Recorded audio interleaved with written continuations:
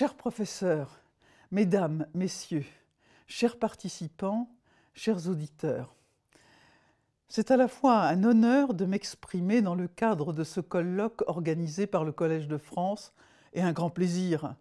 Il n'est pas courant qu'un ministre s'exprime au sein de cette instance de réflexion et d'analyse, mais je trouve important et particulièrement intéressant de montrer combien le fruit de votre travail scientifique peut nourrir une action politique concrète. J'en remercie le professeur Thomas Romer et le professeur Pierre-Michel Menger. Le thème des travaux m'intéresse tout particulièrement et je peux vous dire, pour travailler activement ces sujets, que ce thème est aussi difficile qu'il est passionnant. Les questions liées à la définition et aux modalités de rémunération du travail des artistes sont particulièrement délicates et font l'objet, depuis 2 ans, d'une attention particulière du gouvernement. Cette attention s'est concrétisée par la mise en œuvre d'un plan en faveur des auteurs, dont j'ai annoncé les 15 principales mesures en mars dernier. Comment définir le travail d'un artiste ? L'exercice est difficile, tant les situations entre les créateurs diffèrent et tant la nature juridique, économique et sociologique de leur travail est difficile à saisir. La création d'une œuvre relève d'une conception expressive du travail qui repose sur la manifestation de la personnalité de l'auteur.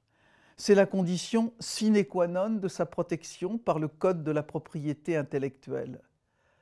Le travail de création s'appuie ainsi sur un phénomène d'attribution réciproque. C'est l'auteur qui fait l'œuvre et c'est l'œuvre qui fait l'auteur. Je ne peux m'empêcher ici de faire référence, dans cette enceinte, à la position de Michel Foucault qui voyait en l'auteur une fonction dont l'objet était de faire sortir l'œuvre de l'anonymat, garantissant sa singularité et sa visibilité sociale par un mécanisme d'appropriation. C'est ce mécanisme d'appropriation qui fonde le droit d'auteur, considéré comme la plus sacrée, la plus personnelle de toutes les propriétés, depuis le discours du député Le Chapelier à l'Assemblée constituante. Héritier d'une longue controverse philosophique et juridique sur l'équilibre entre un large accès aux œuvres de l'esprit et une juste rétribution de l'auteur, le droit d'auteur assure au créateur une rémunération proportionnelle à l'exploitation de son œuvre et, à travers un droit moral inaliénable, le respect de l'intégrité de celle-ci. Cette double nature permet aux auteurs de se constituer un capital économique et réputationnel qui garantit à long terme leur indépendance et leur liberté de création. À ce titre, l'adoption en 2019 de la directive sur le droit d'auteur et les droits voisins et sa transposition en France par 2 ordonnances, dont la première a été présentée en Conseil des ministres la semaine dernière, constitue autant de nouvelles étapes dans la reconnaissance de ce droit. En outre, la France a fait le choix, depuis les années 1960 pour les peintres, les sculpteurs et les graveurs, et depuis 1975 pour l'ensemble des artistes-auteurs, de reconnaître leurs besoins de protection sociale. Ils peuvent ainsi, grâce à une fiction juridique, accéder au régime général de la sécurité sociale.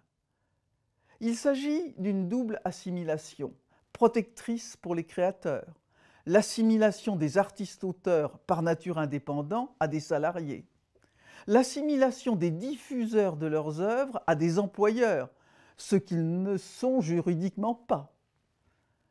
Ce mécanisme permet aux artistes-auteurs de s'acquitter d'un taux de cotisation identique à celui des salariés et de leur ouvrir les mêmes droits, notamment en matière de risque maladie et de congé parental. Mais pousser plus loin cette assimilation et appliquer aux artistes-auteurs des règles d'encadrement du travail aujourd'hui applicables aux salariés comporte plusieurs risques. Celui d'affaiblir l'indépendance de l'auteur en reconnaissant un rapport de subordination entre l'auteur et celui qui exploite son œuvre. celui de réduire en conséquence la diversité de la création par la standardisation des œuvres, l'auteur devenant un simple exécutant au service de son producteur, de son éditeur ou de son diffuseur. Ce cadre posé, l'action de l'État doit prendre en compte un certain nombre d'évolutions. Je souhaiterais plus particulièrement en évoquer deux. En premier lieu, les revenus des auteurs ne sont plus exclusivement issus des droits d'auteur liés à l'exploitation directe de l'œuvre. De nombreuses publications, dont le rapport remis par Bruno Racine en janvier 2020, documentent la diversification des revenus des auteurs comme réponse à la fragilisation de leur situation. En effet, face à une diminution progressive de leurs revenus moyens, les auteurs diversifient de plus en plus leur activité. Cette diversification s'appuie notamment sur le développement des actions d'éducation artistique et culturelle qui permettent de valoriser la place de l'auteur dans la cité. C'est pourquoi il était nécessaire que l'État prenne en compte cette variété grandissante des revenus artistiques.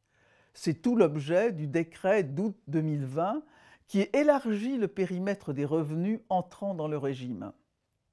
Dorénavant, les revenus tirés de la lecture publique de l'œuvre, de la présentation du processus de création lors de rencontres publiques et débats, ou encore l'attribution d'une bourse sont inclus dans le champ des revenus artistiques. En second lieu, comme dans tous les secteurs de l'économie, le déploiement des technologies numériques bouleverse les modes de création et de diffusion des œuvres. Dans le secteur de la création, le modèle économique de certaines plateformes numériques repose sur une triple promesse.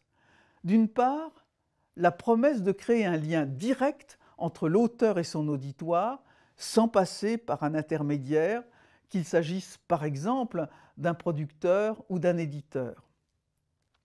D'autre part, la promesse d'une monétisation directe de ce lien en garantissant à l'auteur la quasi-intégralité des revenus issus des abonnements. Enfin, la promesse d'une liberté totale pour l'auteur. Ces nouvelles plateformes, à l'instar de Patreon ou Substack dans le domaine de l'écrit, peuvent attirer des auteurs qui cherchent à se libérer de contraintes perçues comme trop importantes ou qui cherchent à échapper à une relation non satisfaisante avec leurs éditeurs. Pourtant, passé l'engouement initial, un certain nombre d'auteurs ont déjà quitté ces plateformes après avoir fait le constat que leur popularité, et donc leurs revenus, n'étaient pas mieux assurés que dans des modèles de diffusion plus classiques. Les auteurs qui semblent tirer leur épingle du jeu sur ces plateformes sont en réalité bien souvent ceux qui bénéficiaient déjà d'une reconnaissance et d'une communauté de lecteurs. Quoi qu'il en soit, l'impact de ces nouveaux modèles de diffusion sur les pratiques des auteurs et leur rémunération est encore difficile à évaluer. Et un travail d'analyse scientifique sera nécessaire pour définir une réponse adaptée. J'ai confié l'une des premières étapes de ce travail à Pierre Sirinelli, qui accompagnera les négociations sur le contrat d'édition. Ces négociations permettront de rééquilibrer les relations contractuelles existantes entre les auteurs et leurs éditeurs et auront notamment pour objectif de mieux prendre en compte les développements numériques et d'accentuer la transparence des relations avec les éditeurs. C'est l'une des ambitions du plan d'action en faveur des auteurs présenté en mars dernier par le gouvernement. Cet ensemble de mesures est le fruit d'un équilibre entre l'amélioration de la protection sociale des auteurs, la préservation de leur indépendance et la recherche d'un meilleur rapport de force entre les auteurs et les exploitants de leurs œuvres. Sur l'ensemble de ces sujets, le gouvernement reste attentif aux travaux scientifiques réalisés, à l'image des riches échanges d'aujourd'hui qui permettent d'analyser des mutations toujours plus rapides. Le ministère de la Culture ne cessera d'accompagner les artistes, dont le travail exprime directement leur vision du monde et nous aide à construire la nôtre.